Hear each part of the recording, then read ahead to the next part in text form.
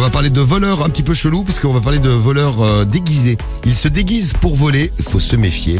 Voici donc notre compile de l'actu. C'est la compile du Morning de Diffoul sur Skyrock.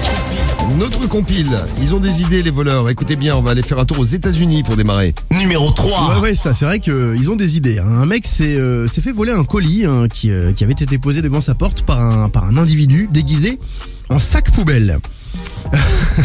Bah oui, parce que au C'est States Sam, non on met les. Ah pardon, attends, excuse-moi, c'est tes habits, pardon. C'est vrai qu'aux States on peut mettre les sacs poubelles devant la maison, ils sont ramassés. Bon, publié sur les réseaux sociaux, cette vidéo est rapidement devenue virale. En fait, on y voit un mec recouvert d'un sac poubelle et qui se rapproche doucement Donc, devant en fait, une le poubelle qui domicile. bouge, c'est ça. C'est ça, voilà, il se rapproche tranquillement du domicile, il ramasse le colis et hop, il rebrousse chemin et prend la fuite. Scène invraisemblable selon la victime qui n'arrivait pas à y croire en visionnant les images.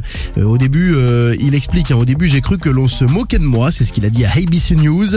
Et le voleur, ABC News, et le voleur n'a même pas été identifié. Et voilà, il est malin. Bah, il est malin. Le sac poubelle qui bouge, J'avoue. et qui vole les colis. Dans un autre style, c'est un truc de Pâques, ça, vous allez voir. Numéro 2.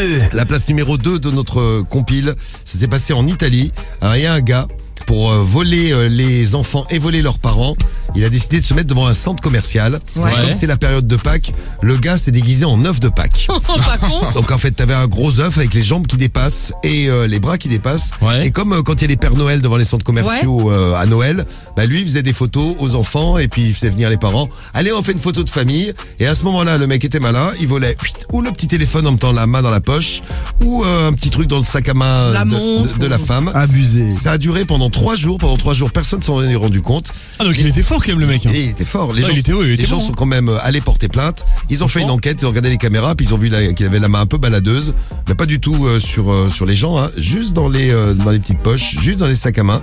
Et on a retrouvé chez lui une centaine de téléphones Mais non. et plein d'autres petits trucs. Il avait même du maquillage à la maison. Et tout. Ah, mais le gars il était super Ouais. fort. Moi je Et- le félicite carrément. Bravo à lui. Sans félicitations. téléphone, franchement bravo, fallait le faire. L'œuf de Pâques voleur. Et à la place Exceptionnel. numéro 1. Numéro 1. On termine en France, dans la Manche, à Mortain pour être très précis, où un mec de 56 ans a braqué sa banque. Il a braqué sa banque avec un slip sur la tronche et un petit opinel, vous savez, un tout petit couteau. Ouais. Alors il est très connu du personnel, ce mec, donc bah écoute, personne l'a pris au sérieux.